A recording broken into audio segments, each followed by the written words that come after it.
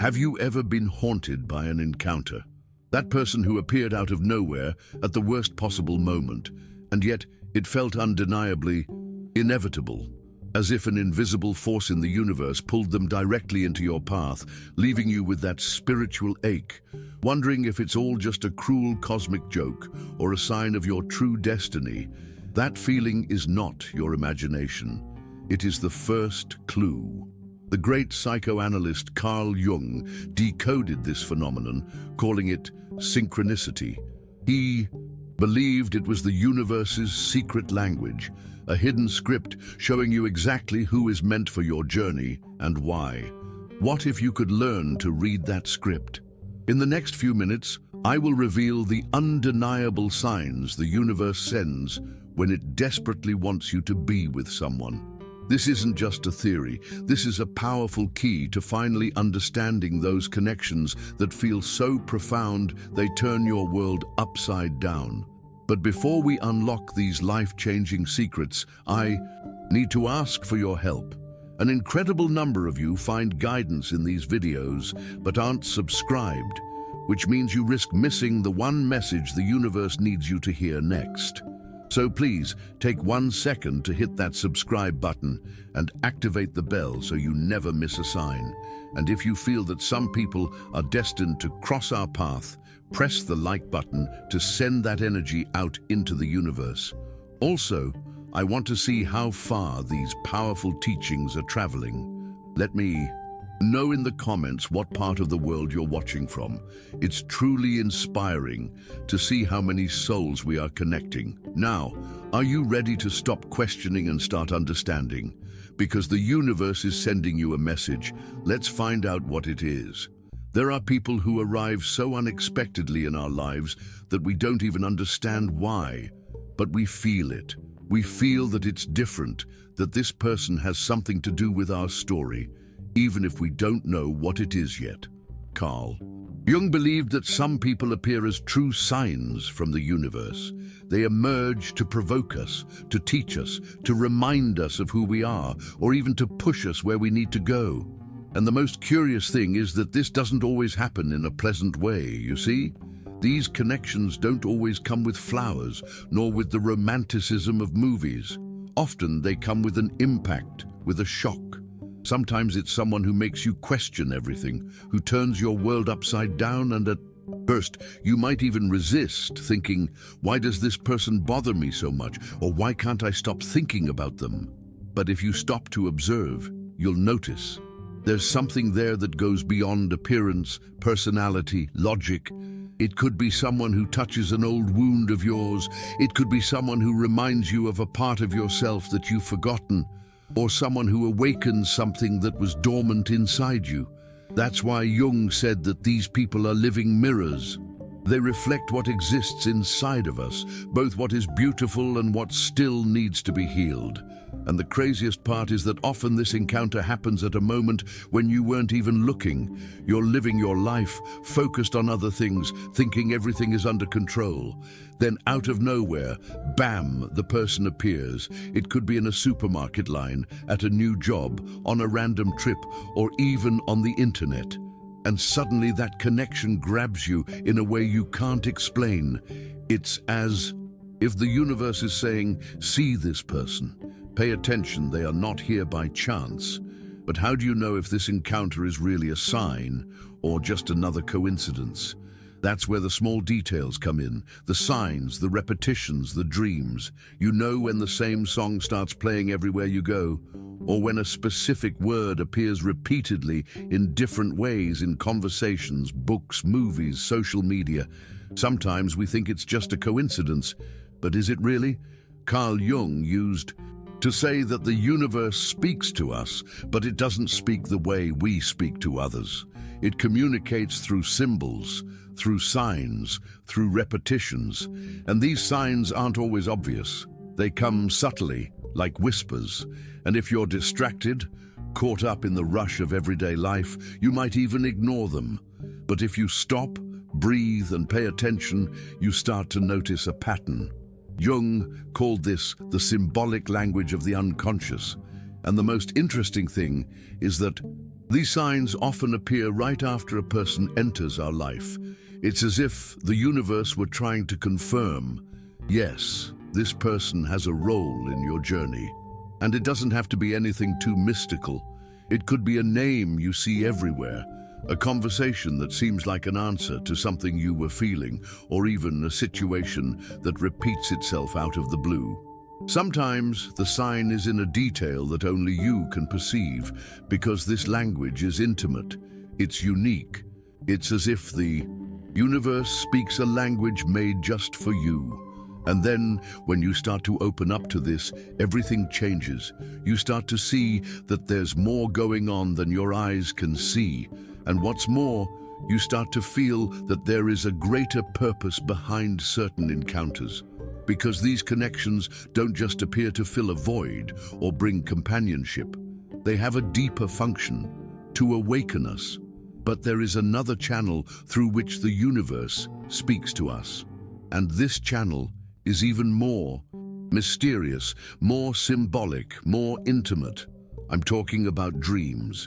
Who has never woken up with that strange feeling after dreaming about someone? Sometimes it's someone from the past, other times it's someone you just met, or even someone who isn't part of your life. But the dream leaves a mark.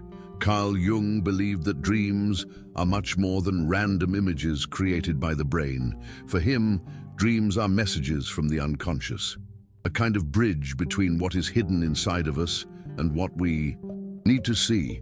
And when a person starts appearing frequently in your dreams, especially in moments of doubt or transition, it's worth stopping to reflect on what that person represents, how you feel in that dream, what they are showing you, even if they don't say a word. Jung said that often the people who appear in our dreams are not just themselves, they are symbols. They can represent our fears, our desires, parts of our soul that are dormant. And the most interesting thing is that in some cases, these people appear in dreams even before they have an important role in our real life. It's as if the unconscious already knows that connection is coming and starts to prepare you for it. There are people who say, "I dreamed of so-and-so," and after a while they appeared. It could be a coincidence, but for Jung it's not. He believed that the unconscious has access to information that our conscious mind has not yet captured. So when you dream of someone, and that dream impacts you, moves, you leaves that feeling of there's something there, listen to it. It's not about trying to decipher everything rationally, it's about feeling, observing, opening up, and of course writing it down. Yes, write down your dreams. They are like loose pieces of a puzzle that the universe puts together little by little. Now, what about when this person who appeared in your dreams also provokes that strange feeling when you're awake? Like a déjà vu, a deep familiarity, as if you already knew that soul from somewhere else. There are encounters that we can't explain with any logic. You look at the person, exchange half a dozen words, and that's it. It seems like you've known each other for years. It's a feeling that you can't really force or fabricate. It either appears or it doesn't. Jung believed that at certain moments, what is happening is not a simple meeting between two people. It's a reunion of souls.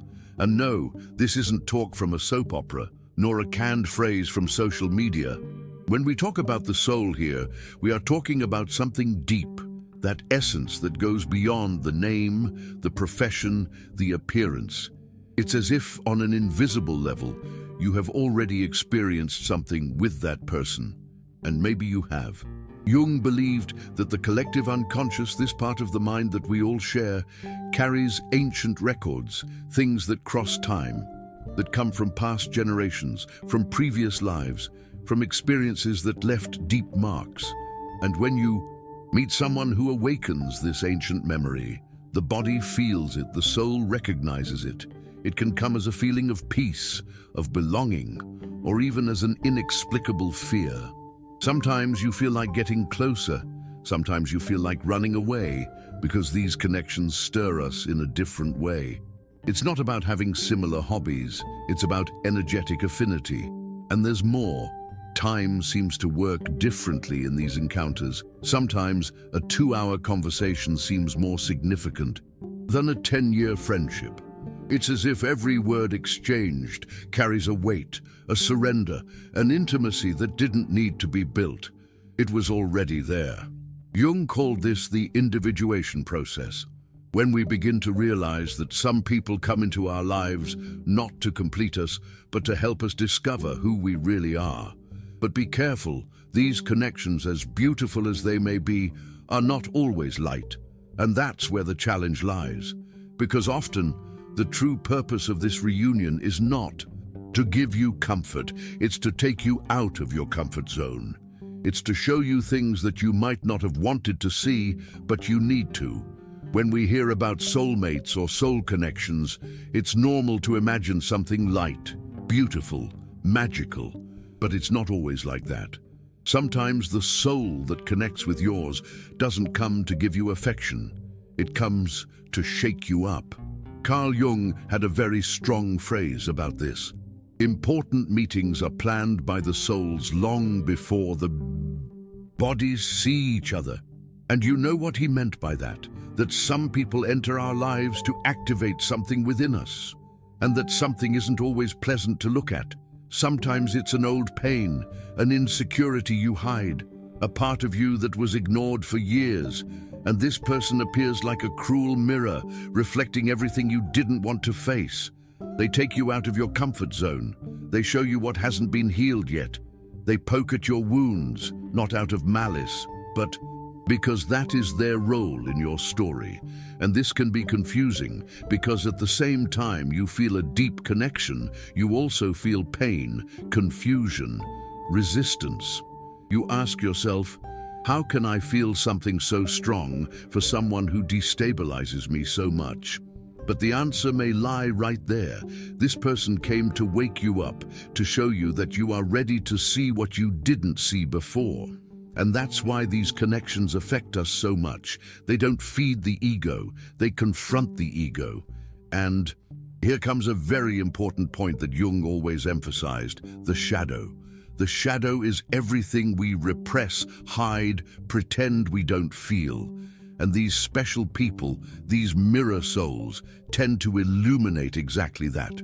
We begin to see aspects of ourselves that were buried. We begin to see the fear of abandonment, pride, neediness, anger, fragility, and you can no longer pretend you don't see it. Therefore, this connection can be intense, but also tiring, deep, but uncomfortable. Jung said that it is at this point that we have two choices, run away or grow. And if we choose to grow, the next step is to understand that this pain is not a punishment. It's an invitation, a call to evolution.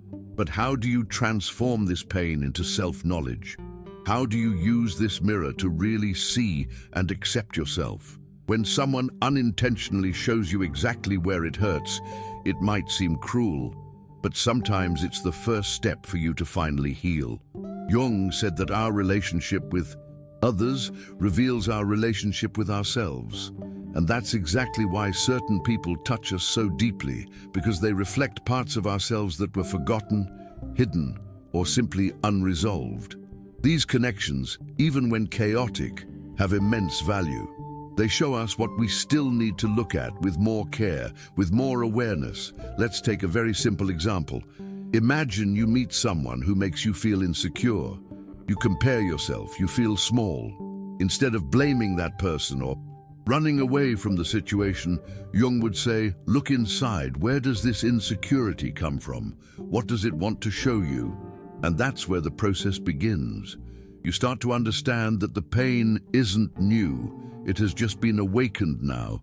And instead of seeing the other person as the problem, you start to see them as a mirror that is helping you, even without knowing it, to bring light to your shadow. And this is a powerful turning point.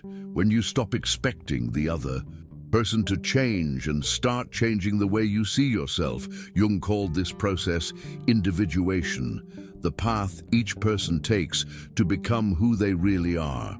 And you can't follow this path if you're not willing to look inside with courage. deep connections, no matter how difficult, push you exactly to that place, the place of self-knowledge, the place of real healing that comes from within. And look, when you start to heal, the way you relate also changes.